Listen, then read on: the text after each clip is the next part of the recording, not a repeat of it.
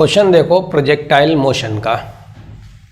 Ground से हमने दो पत्थर को प्रोजेक्ट किया। एक पत्थर है, उसका मास है m। इसको हमने प्रोजेक्ट किया है 10√17 मीटर पर सेकेंड से, हॉरिजॉन्टल से tan इनवर्स 4 के एंगल पर। दूसरा पत्थर ये 2m मास का है, इसको हमने प्रोजेक्ट किया 20√5 मीटर पर सेकेंड से, हॉरिजॉन्टल से tan इनवर्स 2 के एंगल पर। इन दोनों को हमने एक साथ प्रोजेक्ट किया है सेम टाइम पर, t=0 पर दोनों को, और एक ही वर्टिकल प्लेन में प्रोजेक्ट किया है। इनके वेलोसिटी वेक्टर्स जिस प्लेन में है ना, वो प्लेन दोनों का कॉमन है। ये लोकेशंस भी उसी प्लेन में पड़ रही हैं। They are both obviously the vertical planes. तो अब इनका अगर टक्कर होता है हवा में, तो उसके लिए कोएफिशिएंट ऑफ रेस्टिट्यूशन आपको 0 लेना है अगर टक्कर होता है। ठीक है। अब आपको इसमें बताना ये है, जी की वैल्यू आपको इतनी लेना है। पहली बात तो ये कि टक्कर होगी या नहीं होगी, एक तो ये बताओ इन दोनों में आपस में हवा में टक्कर होगी या नहीं। अच्छा, ये भी दिया हुआ है इन दोनों के बीच का डिस्टेंस, प्रोजेक्शन पॉइंट्स के बीच का डिस्टेंस है 60 मीटर। कोलिजन होगा कि नहीं होगा?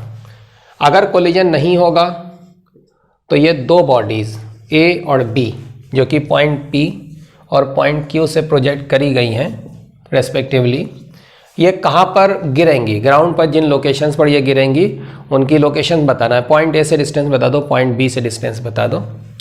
और अगर आपका आंसर है यस कोलिजन होता है, तो कंबाइंड बॉडी कहाँ पर गिरेगी वो बताना है। ठीक है, कंबाइंड बॉडी का लोकेशन ग्राउंड पर वो कहाँ पर गिरेगी वो बताना है। कितने टाइम के बाद गिरेगी ग्राउंड पर वो बताना है। कितनी वेलोसिटी से ग्राउंड को हिट करेगी वो बताना है। कितने एंगल पर हिट करेगी वो बताना है। ठीक है। और इसमें एक चीज़ और भी बताना है, अगर कंबाइंड बॉडी बन जाएगी अगर टक्कर होती है, ई की वैल्यू 0 है। कंबाइंड बॉडी का ग्राउंड से मैक्सिमम हाइट कितना है ये भी बताना है। ठीक है, तो इतनी सारी चीज़ें आपको बताना है। तो वीडियो को रोक दो, ज़रा अपने आप ट्राई करो, उसके बाद फिर सोल्यूशन देख लेना। तो देखो इसमें हम क्या करते हैं, ये एंगल अगर अल्फ़ा है, अल्फ़ा तो हमने वैसे उधर लिया है, चलो उसको हम फाई कर देते हैं। ये एंगल अगर अल्फ़ा है, इसका मतलब tan अल्फ़ा हो जाएगा 4, मतलब sin अल्फ़ा हो जाएगा 4/√17 और cos अल्फ़ा हो जाएगा 1/√17। इसकी वेलोसिटी के कंपोनेंट्स फाइंड करो, u cos alpha, u sin alpha. u cos alpha ये u है इंटू cos अल्फ़ा, ये आया 10, ये कंपोनेंट हॉरिजॉन्टल है 10, और ऊपर की ओर कंपोनेंट बनेगा u sin alpha. sin alpha कितना है 4/√17, ये आ गया 40। So this is 40 metre per second. Similarly अगर ये एंगल बीटा है तो tan beta equal to 2, tan beta अगर 2 है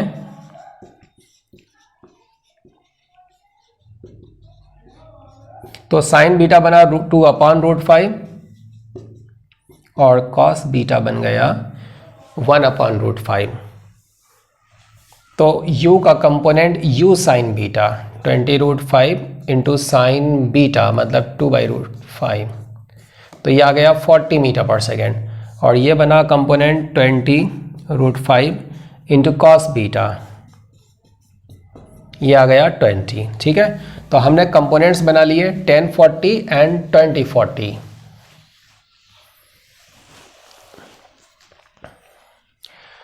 तो ये है पत्थर A, मास है इसका m, इसको प्रोजेक्ट किया गया है इस तरीके से कि इसकी हॉरिजॉन्टल वेलोसिटी इनिशियली है 10 और वर्टिकली ऊपर की ओर वेलोसिटी है इसकी 40 metre per second. And this is the other stone B having mass 2m projected from the point Q। इसकी इनिशियली ऊपर की ओर वेलोसिटी है 40 metre per second and horizontally left में इसकी वेलोसिटी है 20 मीटर पर सेकेंड। अब सोचो ये एक साथ प्रोजेक्ट किए गए, देखो इन दोनों का जो इनिशियली ऊपर की ओर वेलोसिटी है ना, ये तो सेम है, प्रोजेक्शन वेलोसिटी ऊपर की ओर।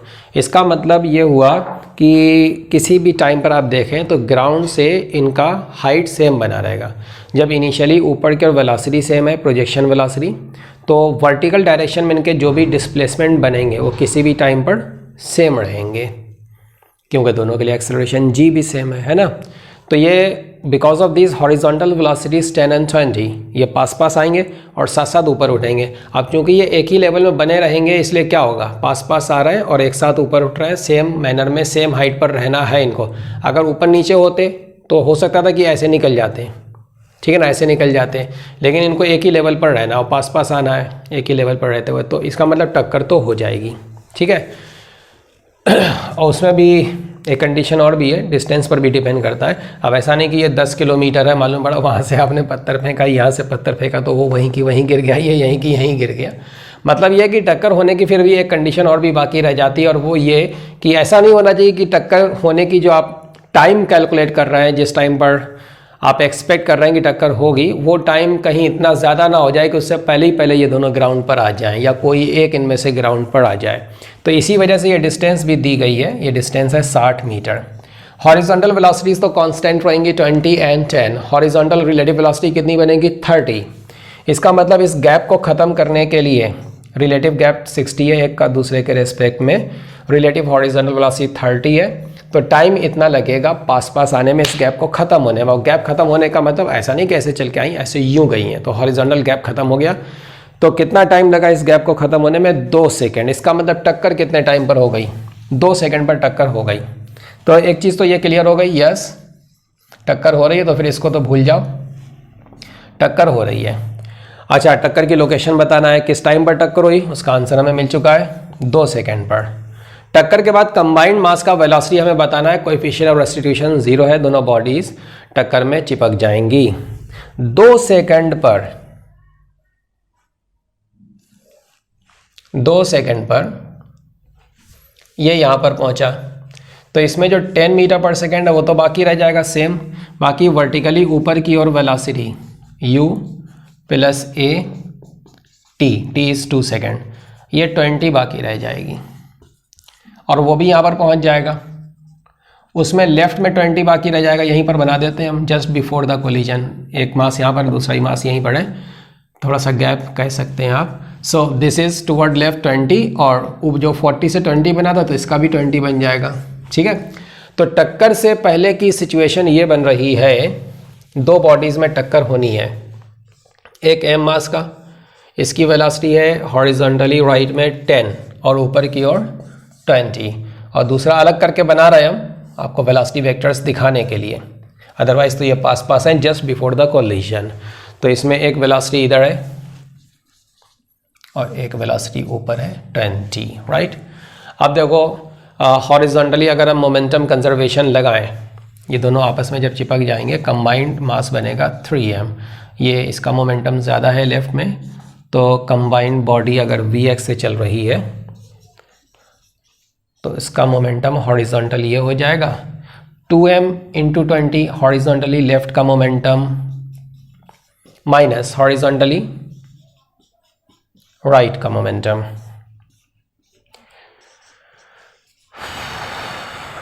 फोर्टी माइनस 10 दिस इज 30, तो Vx कितना मिल गया हमको 10 मीटर पर सेकंड लेफ्ट में। कंबाइंड मास में एक हॉरिजॉन्टल वेलोसिटी होगी हॉरिजॉन्टली लेफ्ट में, दैट इज 10 मीटर पर second immediately after the collision. और ये जो 20 है उस हिसाब से आप चेक कर लो, ऊपर की ओर 20 आएगा, m का ऊपर है 20, 2m का भी ऊपर है 20, तो 3m का ऊपर की ओर Vy अगर बने तो Vy हमको कितना मिला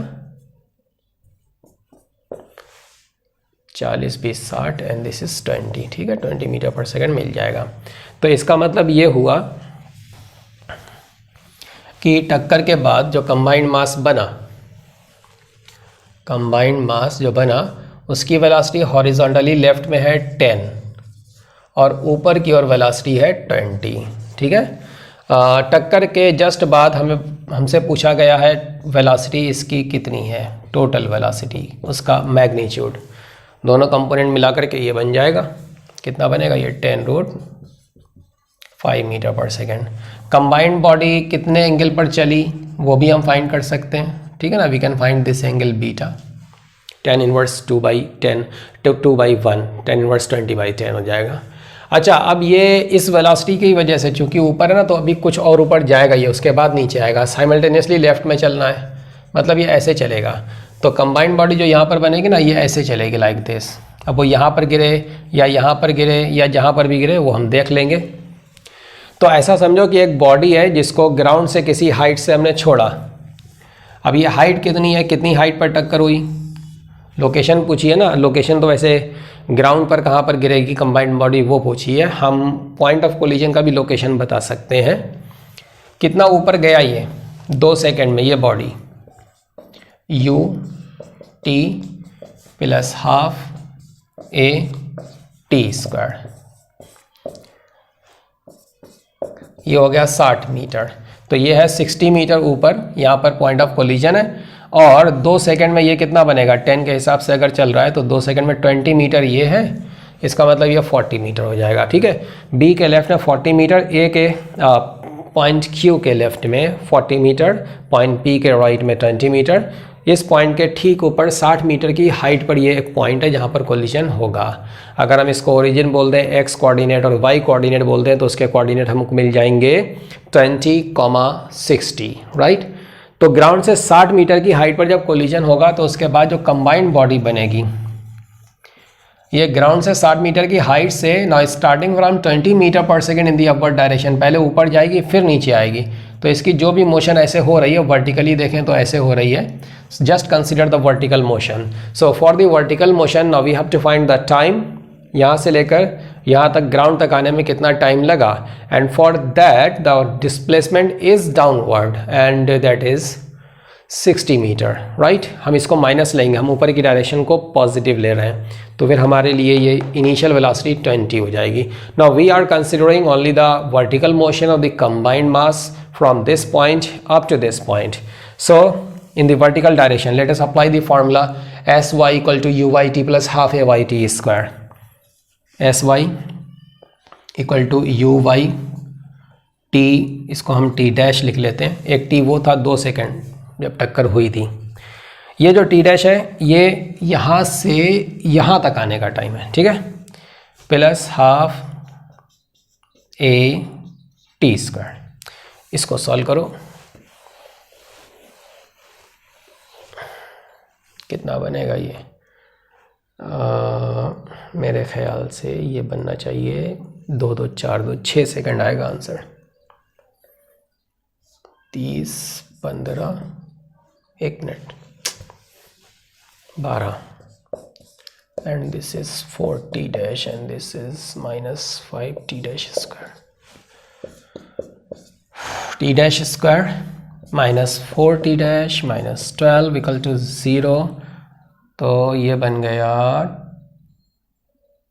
हाँ, t dash -6 into t dash plus 2, this is equal to 0। आप चेक करके देख सकते हैं, -6 + 2, okay fine. So T dash कितना हमको मिल गया 6 सेकेंड, -2 सेकेंड तो नहीं हो सकता, 6 सेकेंड।